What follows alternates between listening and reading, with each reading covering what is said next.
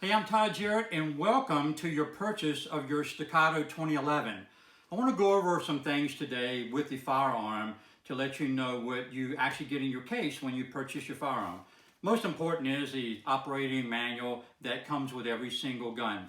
It's very important to read that and understand what your gun is all about. You notice inside the case there's going to be an assortment of tools that we're going to give you for everything from your fiber optic sights to Loctite in certain areas, but that's in the manual.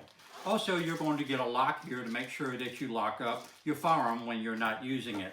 So once the firearm is out, well, we need to be able to learn how to disassemble the firearm, but most important, how to be able to maintenance it correctly and reassemble it. So let's get started.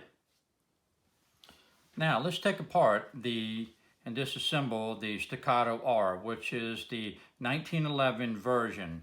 So basically the magazine comes out. I want to inspect and make sure that the gun is completely clear prior to disassembly.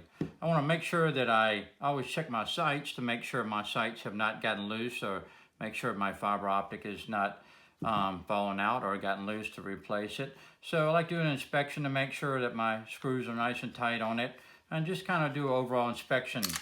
So when I go to take the slide off of the frame, I want to put my thumb inside of the trigger guard, and I'm going to help assist move back to the area, which is the very first slot, which is the half a moon right there. So with this, I'm going to move this back to the rear, move my slide back, and I'm actually going to hold the slide and hold the barrel in this method right here. So it allows me to have good control of it, but maintain the perfect spot in order to be able to take that slide stop out of the gun. And you're going to have to massage it or move it around a little bit back and forth to make sure you are in the center of that one part of it. So once that comes in there, you'll notice that the slide stop just comes right off.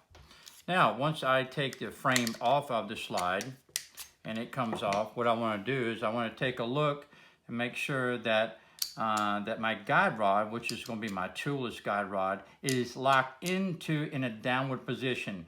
And I like to take my thumb and I like to move that forward to be able to push that forward in order to depress that spring in order to capture the spring plug on the front of it.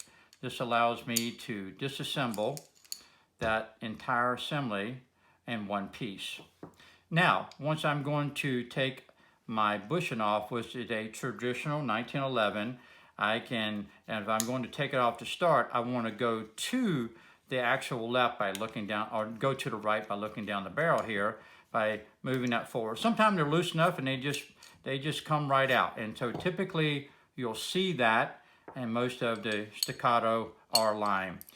The link actually goes forward, but the link going forward, now I can remove the barrel out the front of the slide.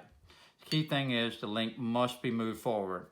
So in this case right here, we're going to maintenance our firearm, whether it's just our carry gun, our home gun, our competition gun. We'll make sure that we go in and clean out all those surfaces and all those areas where the lugs are in the barrel, and I want to make sure that my bolt face is nice and clean. Now I'm doing this quickly for this demonstration, but normally it would take me a good 10 or 15 minutes to clean every little crevice out of there to make sure that every bit of carbon is out of here and everything is gone in that firearm. So the more you know your gun, the more you clean it, the more it's going to operate for you in a better fashion.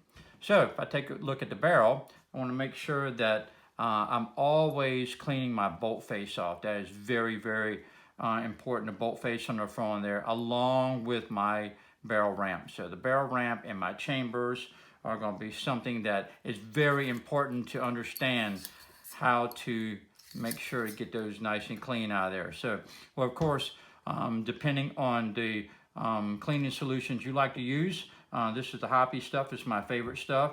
And once I have all those areas cleaned on the slide and barrel, I want to move over and I want to take a look at my frame area. Make sure that this part of the barrel assembly area, which is a flat spot there, that actually sits right on the frame itself. Very important that that is clean and that is nice and clean. We have no carbon built up in there because it can build up and we can actually get into a problem with the gun going in and out of battery. So once I go through this, I'll make sure that my rails are nice and clean. Now, of course, I'm doing a lot more to this in a timely fashion when I have it other than this video. So now when I go put it back together, I like to make sure that I put a few drops of oil in my lug area. I will put a little actually on right on my race there, and I'm actually going to put a couple drops. Depending on if this is my carry gun, I'm going to use a much lighter viscosity lubrication like the precision oil from Hoppe's here. They're number 3. This stuff works great, especially for carry and for small usages. Anything I'm doing for heavy shooting, I prefer this lubrication from my personal feel. So you do not want to use any type of gun grease. This is for other types of firearms and not recommended by the Staccato line. So once I have that all in place, I want to make sure that I'll put a little bit more lubrication on there depending. I'm going to shoot a lot of rounds out of this gun today. This is going to be my range day, and I may go out and shoot 400 or 500 rounds of my Staccato R. So once I have my barrel assembly back in place, I want to make sure that I have the link is all the way to the rear. I have my toolless guide rod that I have. Now I can also clean this assembly area. I want to pull back on this, and this pulls forward, and I will end up wiping this down after a heavy usage. And when I'm putting this guy back in place, I definitely like to use a thinner viscosity oil. So I don't want a lot of lubrication on my spring area. I want to use a really fine lubrication like the Hoppe's precision oil. So what you can do is till you get used to this, you can move this down, and this gets held in place, and you push that forward, and that locks in place is the way it does. So it takes a little practice, but once you do it 3 or 4 times, I guarantee you, you'll be up and running.